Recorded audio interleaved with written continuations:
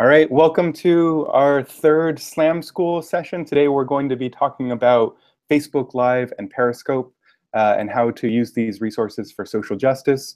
My name is Antero Garcia. Joining me today are SLAM President Robin Seglem, our SLAM Vice President Nicole Mira. Hey everybody. And Assistant Professor at Cornell University, Dehanza Rogers. Hello. And Dehanza, thank you so much for joining us today. I'm going to really struggle saying Dehanza the whole time, but instead of Day. What we're going to be talking about today, as I mentioned, are Facebook Live and Periscope. But before that, just a quick reminder, SLAM School is brought to you by the Studies in Literacy and Multimedia Assembly of the National Council of Teachers of English. If you're interested in finding out more about this organization, in supporting us, or suggesting ideas, or being a guest on SLAM School, please visit SLAM.education. We're looking at the live chat on YouTube if you're watching this live. So please, any questions you have as you're watching this, go ahead and dump them in the chat, and we'll be responding to them as we go. We'll also be looking at the comments after the fact as you're watching this later on. So again, the reminder of how SLAM School started, the impetus was to create fairly short 20 to 30-minute videos to learn how to use specific tools for social justice purposes, both in classrooms and beyond. Right? We are in a time where public education needs leadership. We need teachers in the forefront of leading activism of various causes. And so we've been looking at different tools. If you haven't seen SLAM School in the past, we've had a session on how to use Twitter. We've had a session on how to engage with and find who your congressional representatives are. So going from there, today we are honored to have Dehanza with us to talk about Facebook Live and Periscope. Dehanza, I'm wondering if you could help us by first explaining what Facebook Live and Periscope are, so I can stop talking and pass it off to you. Thank you, Antero.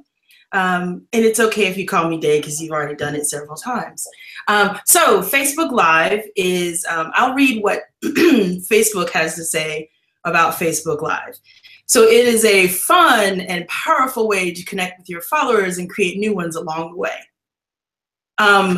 But over the last couple of months, Facebook Live has been this tool for a lot of activists and social justice people to get the word out that's not being shared in mainstream media. So basically, Facebook Live and Periscope are two apps that you can have on your phone, iOS as well as Android. And you can use the app to record live wherever you are at the moment.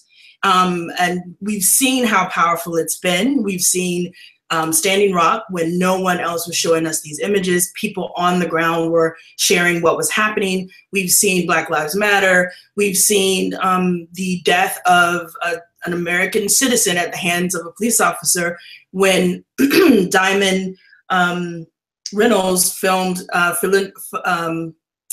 Philando Castile's murder live on Facebook.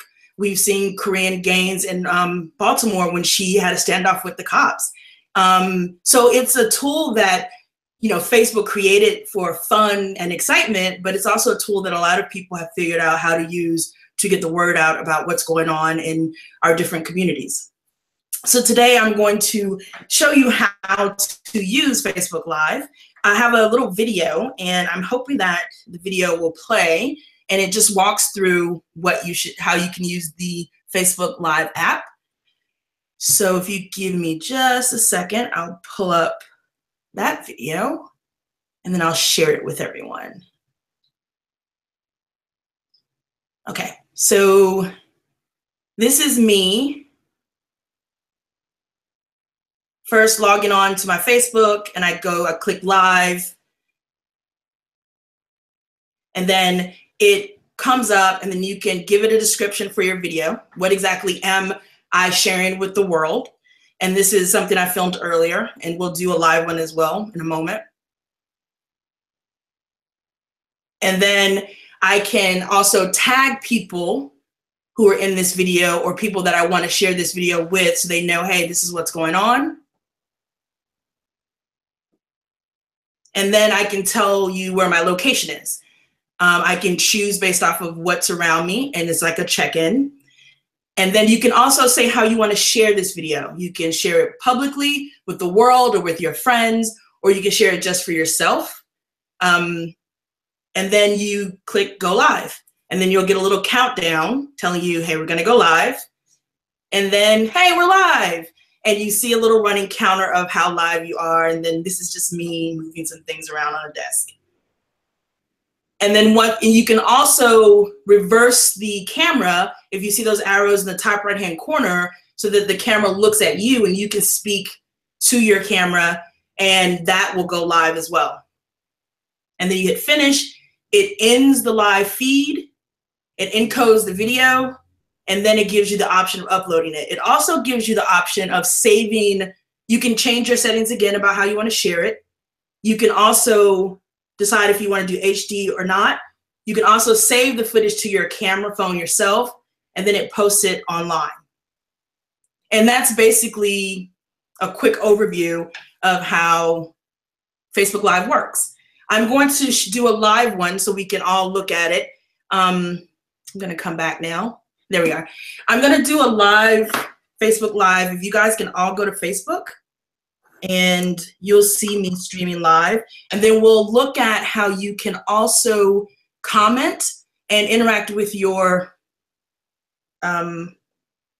friends and the world. So I'm gonna go, and I'm just gonna show you some things on my desk. So this is SLAM School 2. And if you're in Facebook, you should be able to see that I am live. Just going to share this with you guys.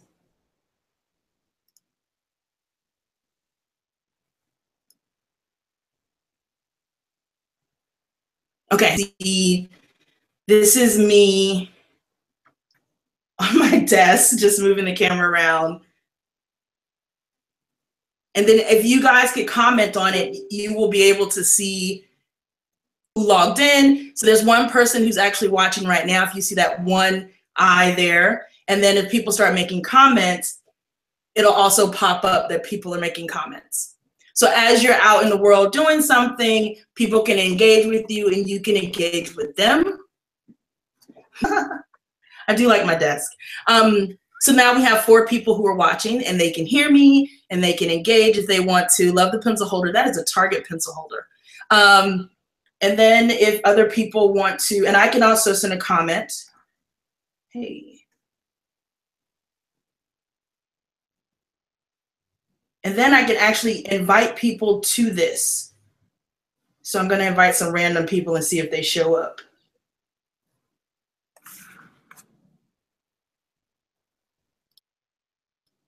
Hey, Day, can I ask a question as you're doing some inviting? Absolutely. Dehanza, I'm sorry. Oh my God. A question. So I see you're doing this primarily from your phone. When you're using Facebook Live or Periscope, is that the primary way you're going to be doing it? Yes. There is no other way to log in and use Facebook Live. You can only use it via your phone app. Okay. As well as on Android. So you can't use your laptop, which would be advantageous to some people. Way to this live. So okay, I'm just gonna finish that. Let me come back to you, Antero. Okay, so you can only use the app on the phone. You can't use it on your Facebook. You can't use it on your iMac or your PC. It's meant to be a mobile app so that you're out in the world engaging, but they also want you to engage in Facebook as well. So that's the whole point to it. So, and just to make sure I'm completely understanding, so if I'm going to be shooting something on Facebook Live and want to make sure my audience is seeing it, I do this through the Facebook app. I'm going to download Facebook on iOS or probably Android and access it through that. Is that correct? Yes, I'm going to also show you some screenshots so we can go through it a little bit slower than watching the video. So this is a screenshot of the Facebook app on the iPhone. When you log into Facebook, you have all the basic stuff, notifications, messages, and what's on your mind. you should see the live button, and you would click on that, and it would take you to the screen we saw before, which is your name and then who you're tagging, if you're tagging anyone, and then how you want to display it out in the world, whether or not it's public or for you or private or with your friends. You'll notice that you can have different orientations for your camera. It can be either landscape or portrait. This is landscape, and we'll talk about some of these things when we talk about how to make effective videos. But when you're using your phone, we have this tendency to do portrait, which is this. If you notice, there's a difference between portrait and landscape. If you're out in the world and you're trying to show someone engaging with other people, if you're out, at a protest, you're out just, being a part of your community, you'll notice that you are mediating this image, right? You are the one you're creating this frame, and your frame is either this or this. And you'll notice that landscape gives you so much more context, while portrait kind of truncates what you can see.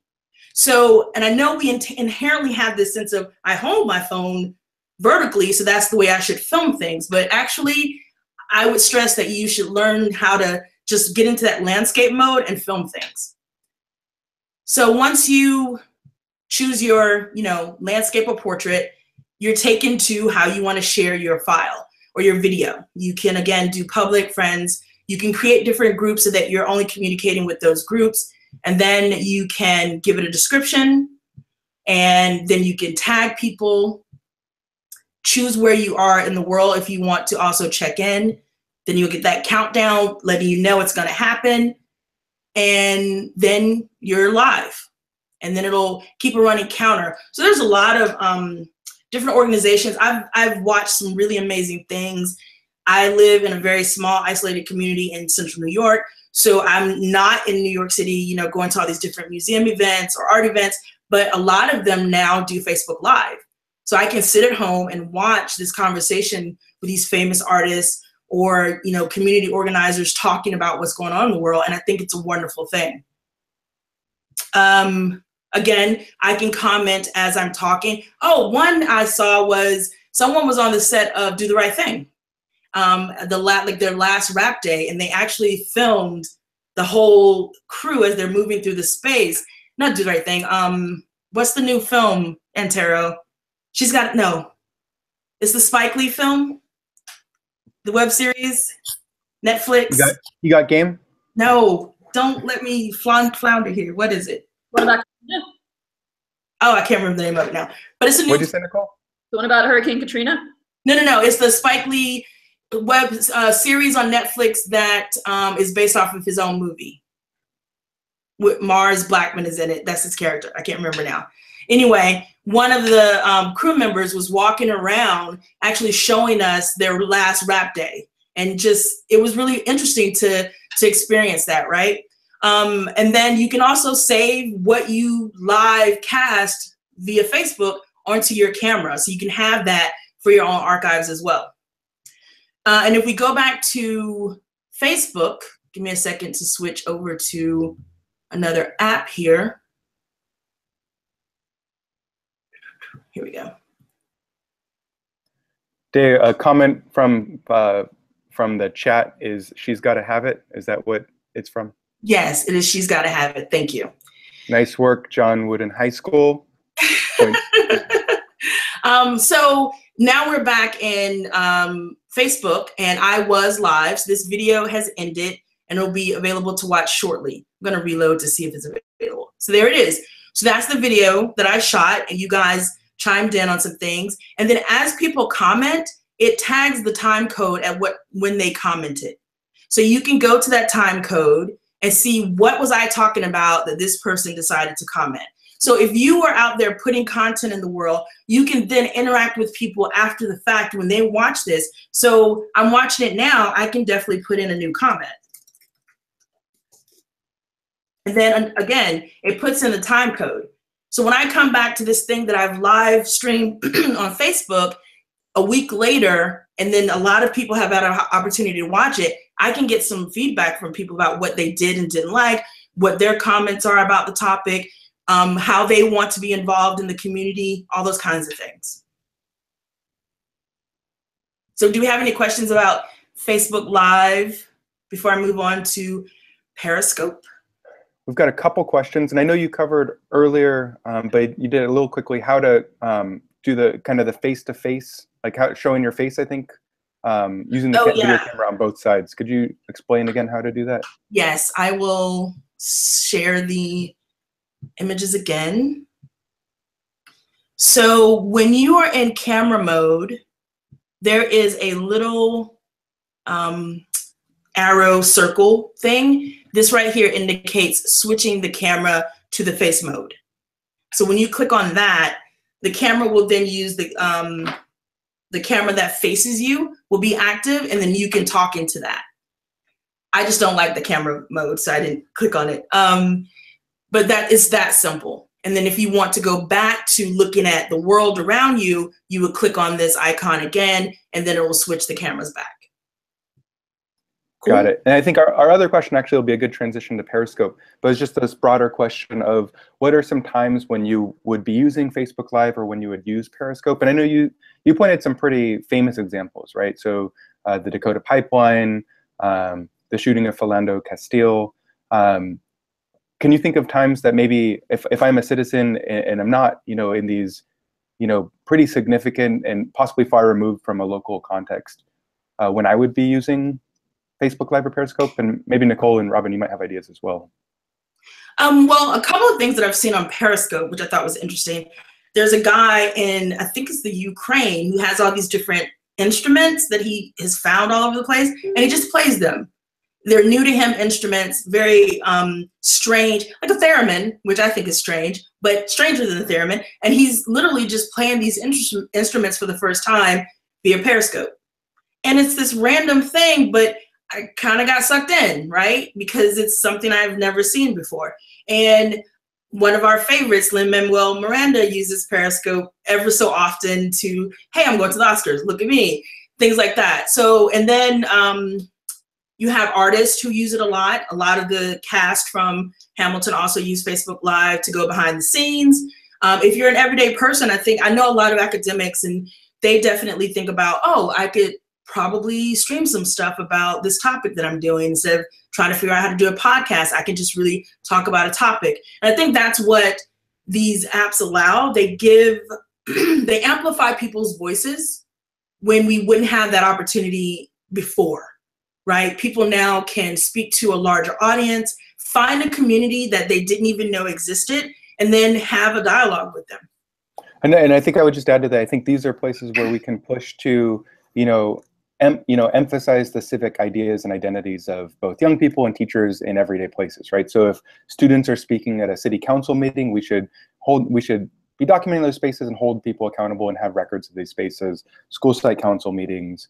I can think of various instances in the past couple months when students have been walking out, and we might want to capture what civic engagement looks like for young people, or allow them to speak towards their own concerns, right? Giving voice to teachers and to students.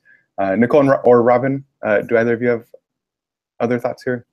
I was thinking about YPAR. I mean, you could have kids going out and collecting data using these apps, looking and doing field research, or even field trips if they did class field trips, and seeing them from different perspectives. They could be talking to different people or on the trips.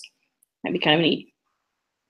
Just to follow up on what Robin was saying, for those of you that aren't familiar with YPAR, it stands for Youth Participatory Action Research.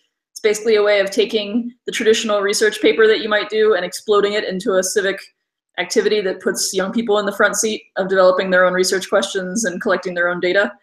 So I agree that getting young people to use Facebook Live, and if you create a Facebook community for your classroom that's either closed or open depending on the parental permission that you get, that could be a great way. Also, there's lots of talk right now about flipped classrooms or about making your classroom more public. So you could actually film yourself and maybe not your students' faces because of privacy concerns. And that's another thing I'd want to ask Dehanza about, even when you're in civic spaces, we know that there's sometimes danger involved or privacy issues involved in filming yourself live if you're in a public situation.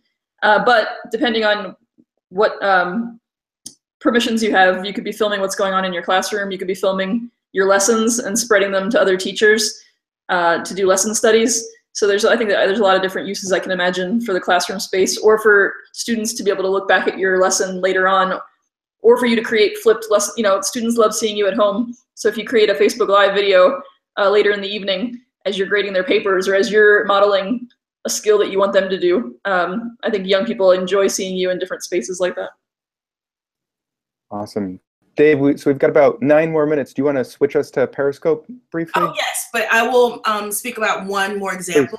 Please. We have a lot of young people who are dealing with their parents being the ICE coming and trying to deport people, and there are a number of videos where young kids, I think it was a 14-year-old girl or a 12-year-old girl, who filmed her father being taken away by ICE, and I thought, these are things we never would see if not for this kind of technology, right? If not for social media, if not for the ability, like phone cameras on phones. This is technology that we're so used to today, but if you look back 10, 15 years ago, this was not something we had access to. And the way we see the world is so different. And the fact that we can now speak about these things openly and a lot more people get to see it, that's game changing. So now we're gonna jump into Periscope. Again, there's another video. Periscope is another app that allows you to stream live. That's all it does. It doesn't do any of what Facebook does in terms of building a community and posting. You can build your community with how you go out into the world and stream things. I'm gonna share another video with you.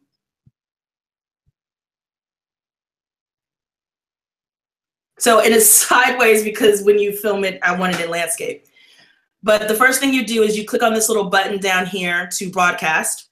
Some of the same options. What are you broadcasting? Do you want to make it public? You can't make these things private in Periscope, unfortunately. You can create your own groups though. Then you fill out, you know, what is it that we're seeing? And then you go live. Down here is where you know that you're live. You get a running counter of your time. You will see when people pop up. I think someone actually popped up while I was doing this. You can also share your broadcast. So it gives you an option of a couple of things: Facebook, share a link, or IM it. You can also write on it. So this is a person who popped up while I was streaming. So you'll get to see people as they come on. And as they make comments, those comments pop up on the screen. And then you'll get a running tally of your statistics when you're done. And then you stop your podcast, your streaming. So 2 people actually saw that as I made it. And then you can go back and actually watch your video as well. Again, landscape to me is always the best option. It gives more context to the video that you're creating. And now I'm gonna come back. So Periscope allows you to also find people near you. There's a map in Periscope that you can just see little bubbles of who's streaming in the area. So I can zoom in on Ithaca and see who's in my town actually streaming live at the moment. And then I can communicate with them. There are a couple of news agencies that use Periscope. I don't use Periscope as much as Facebook Live. I think it's just because I use Facebook for other things that it just has everything in one place for me. You were going to say something, Antero? Just same question, just to make sure. You're going to start Periscope in the Twitter application, or is it a separate Periscope application? So it is also a separate app that you have to download onto your phone. You can't use it outside of your mobile device. You can view on Periscope.com, Periscope TV. When was there was a standoff with the white ranchers? Was it the ranchers last year sometime? Do you remember that? I can't exactly remember when it was. Mm-hmm. But in the Pacific Northwest? Yes. Mm-hmm. I was on Periscope a lot because AJ Plus was on there streaming live as it was happening and having conversations with people, and it was stuff that wasn't in the mainstream media.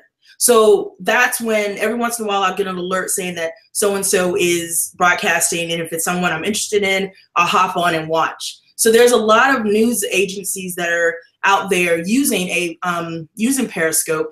But for me, again, I kind of default to Facebook Live, more for the viewing, not for the actual using.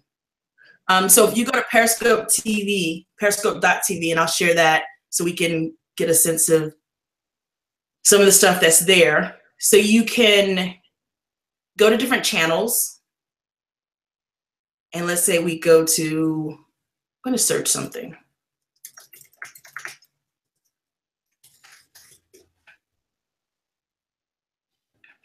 There's nothing there. Okay, so there's a couple of things. So here's a round table, and I don't know where this is. Where is this? I have no idea, but it's in the EU, and there's some conversation that's happening. And this is kind of what I dig about Periscope, that you can find things that you're not necessarily looking for sometimes. And again, you have to have the app, and this person is doing portrait opposed to landscape. It bothers me. I'm not sure why, because I feel like the context of this would be a little bit different, and that person on the far right could also be included in this visual image that we have. So Dave, we have a question about when you might want to use Facebook Live or Periscope versus something like Skype. And so I think, as I'm understanding it, it sounds like this is a place where people might be able to comment on your video, but it's not a place that's necessarily about a sustained conversation. Is that a fair way to describe it? I think so. Skype is very much like what Hangout is, right? Where you do a video conference call, you're on that line for a while, and you're having a conversation one-on-one, or one on, a couple of people in a group speaking. It's not about allowing random people to jump in to the conversation. And that's what Facebook Live and Periscope allow for, where if you make it public, there's no telling who could hop on. You could run into someone who's an expert in a topic that you didn't even know about because they found your feed because of your hashtag or something. Got it. Yeah, and I actually think we'll probably have a future class, SLAM School class focused on Google Hangout, and to think about that. So we are running out of time. Dehanza, thank you so much for your time. Thank you really for having me. We are actually, and actually this isn't the last you'll see of us and of me accidentally calling you Dave for a half an hour. We'll be having a second talk, which I think we can announce will be on April 18th with Dehanza, to focus specifically on strategies, which I think, because we didn't get to this, Dehanza is a award-winning film producer and creator and writer and director, and so we will kind of go through and look at how you can use film techniques in the work you're doing. Again, if you are interested in proposing ideas for future SLAM School classes, please get in touch at SLAM.education and let us know, or add it in the comments to this session. And just some other things to consider, and these are things that we'll be talking about in future classes, right? Both Facebook Live and Periscope are helping to democratize the possibilities of activism and of getting voice out there, right? But it's also from these huge companies that are traded publicly on the stock markets. We should be thinking about our role in using these in a neoliberal society, and our responsibilities with engaging with these tools as educators and as public intellectuals. So I think those are places that we will continue to have conversations around. But in the meantime, thank you all so much for joining us, and we'll see you in 2 weeks. Thank you.